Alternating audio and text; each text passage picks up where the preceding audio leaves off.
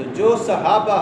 آقا کریم محمد الرسول اللہ صلی اللہ علیہ وسلم کے ساتھ صرف غیر اختیاری طور پر نہیں، پورے اختیار کے ساتھ، خرد کے ساتھ، فہم کے ساتھ، سمجھ کے ساتھ ایک فیصلہ کر کے، اور فیصلہ بھی عام نہیں، جان کی بھی قربانی دے کے، مال کی بھی قربانی دے کے، اولاد کی بھی قربانی دے کے، خاندان کی بھی قربانی دے کے، جذبات کی بھی قربانی، احساسات کی بھی قربانی، تمناؤں کا بھی خون کر کے، آرزوؤں کو بھی پامال کر کے، سب کچھ کو چھوڑ چھاڑ کر کے جو حضور صلی اللہ علیہ وسلم کے ساتھ عقیدت کے ساتھ، محبت کے ساتھ، ایمان کے ساتھ قربانیوں کا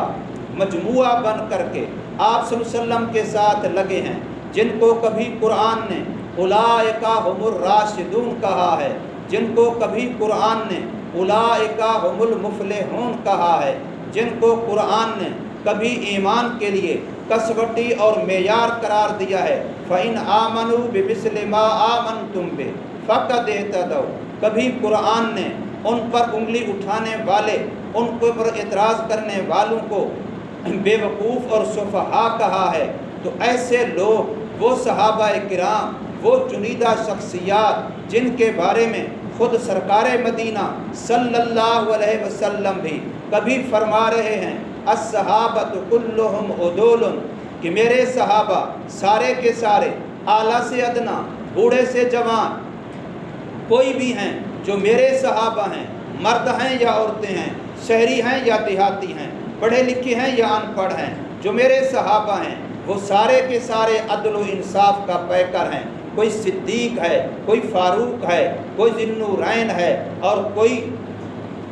حضرت علی رضی اللہ تعالی عنہ جو کرم اللہ وجہہ ہے، اور کوئی سیاست کے میدان کا شاہ سوار ہے جس کا تدبر دنیا کے لیے نمونہ ہے، اور کوئی شہادت کے میدان کا شاہ سوار ہے جن کی گواہیاں کہیں قرآن دے رہا ہے کہ یہ شہید ہیں، اور کہیں کربلا دے رہا ہے کہ یہ شہید ہیں۔ تو یہ صحابہ کرام رضوان اللہ تعالی علیہم اجمعین، جن کے بارے میں خود آقا کریم محمد الرسول اللہ صلی اللہ علیہ وسلم فرما رہے ہیں الصحابی کالنجوم بأیہم اقتدیتم اہتدیتم، میرے صحابہ ہدایت کا ستارہ ہیں، روشن چمکتا دمکتا ستارہ ہیں، جس کی بھی پیروی کرو گے ہدایت پا جاؤ گے۔ گویا اللہ تبارک و تعالی نے آپ صلی اللہ علیہ وسلم کے صحابہ، جو آپ صلی اللہ علیہ وسلم کا سرمایہ زندگی ہیں، آپ کی تیار کی ہوئی جماعت ہیں، آپ کے شاگردان ہیں،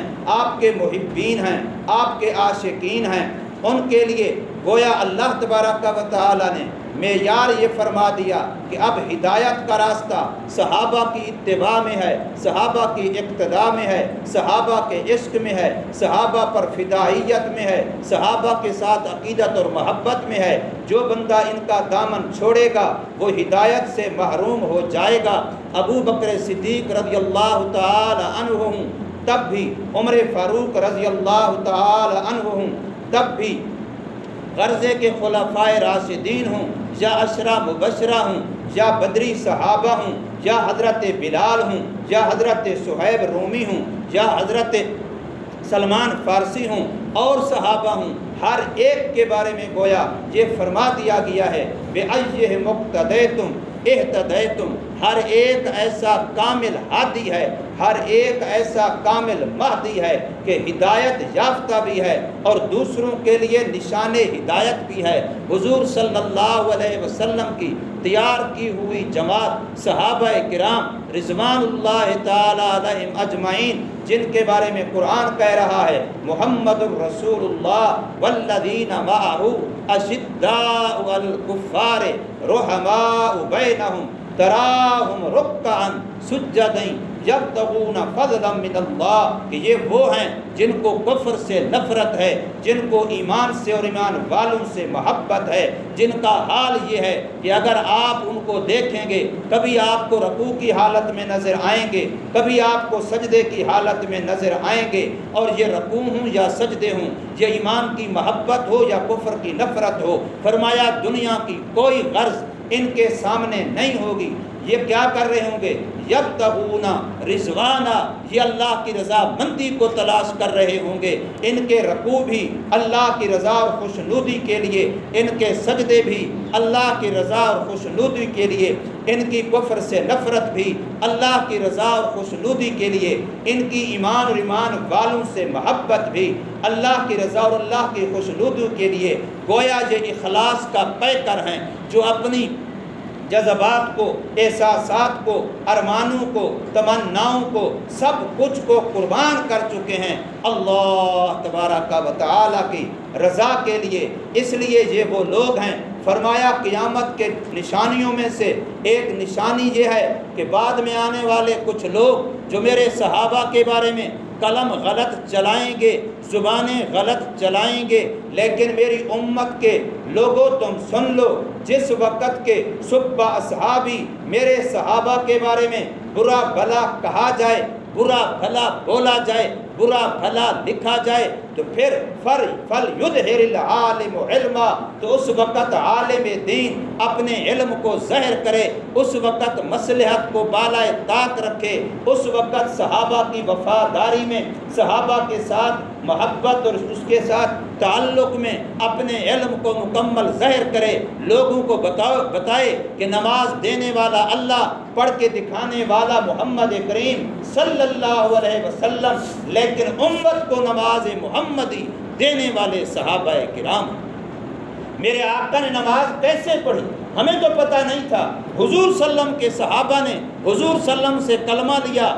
امت کو دیا، ایمان لیا، امت کو دیا، نماز لی، امت کو دی، زکوٰۃ لی، امت کو دی، حج لیا، امت کو دیا، عمرہ لیا، امت کو دیا، غرض ہے کہ حضور صلی اللہ علیہ وسلم کی پوری زندگی سیرت کی شکل میں، اسوہ حسنہ کی شکل میں آپ صلی اللہ علیہ وسلم کا جو سنت والا طریقہ ہے وہ پورا صحابہ نے محمد کریم صلی اللہ علیہ وسلم سے لیا اور امت کو دیا۔ اس لیے صحابہ ہی ایمان کے لیے بھی معیار حق ہیں، عمل کے لیے بھی معیار حق ہیں۔ ہماری نماز، ہمارا ایمان، ہماری زکوٰۃ، ہمارا حج، ہمارا عمرہ، ہماری زندگی کے تمام معاملات، پوری کی پوری شریعت، اب اس کے لیے کسوٹی اور معیار وہ حضور صلی اللہ علیہ وسلم کے صحابہ ہیں۔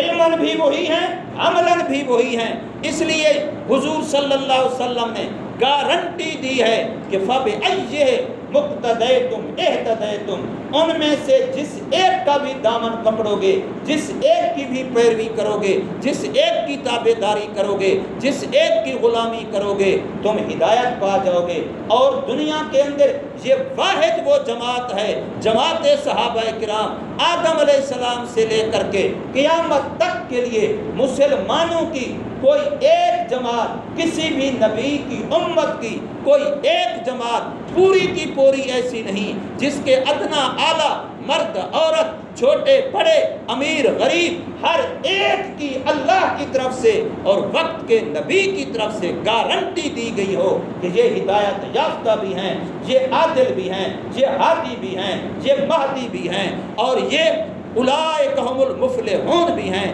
یہ اولئک هم الراشدون بھی ہیں، اور یہ نمونہ ہیں، یہ معیار ہیں۔ اب ان کو کراس کر کے، ان کو چھوڑ کے، ان سے دامن چرا کے، ان سے آنکھیں چرا کے آپ دین حاصل کر لیں گے،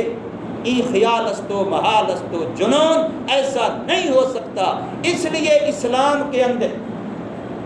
سب سے زیادہ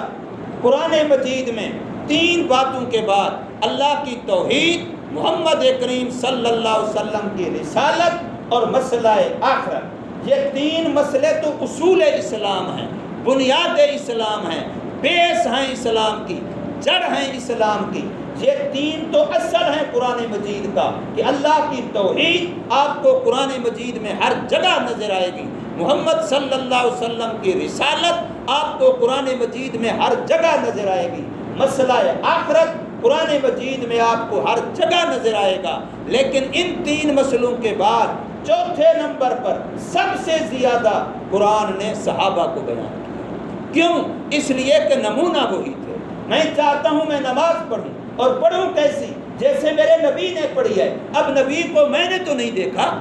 نبی کو دیکھنے والے کون ہیں؟ وہ صحابہ ہیں۔ میں ان کے دروازے پہ جاؤں گا، ان کے پاس جاؤں گا، ان سے پوچھوں گا بھی آپ نے دیکھا محمد صلی اللہ علیہ وسلم کو حضور نے نماز کیسے پڑھی؟ اب صحابی کھڑا ہوتا ہے، او میں تمہیں نماز پڑھ کے دکھاؤں جیسے میرے نبی نے پڑھی تھی، او میں تمہیں وضو کر کے دکھاؤں جیسے میرے نبی نے کیا تھا، او میں تمہیں بازار میں خرید کے دکھاؤں جیسے میرے نبی خریدا کرتے تھے، او میں تمہیں بازار میں بیچ کے دکھاؤں جیسے میرے نبی بیچا کرتے تھے، او میں تمہیں ویسا مالک بن کے دکھاؤں کہ مزدور کے ساتھ میرے نبی کیسا برتاؤ کیا کرتے تھے، او میں تمہیں مزدور بن کے دکھاؤں کہ میرے نبی پاک صلی اللہ علیہ وسلم کی مزدور کی حیثیت میں سنت کیا ہے۔ ایک ایک بات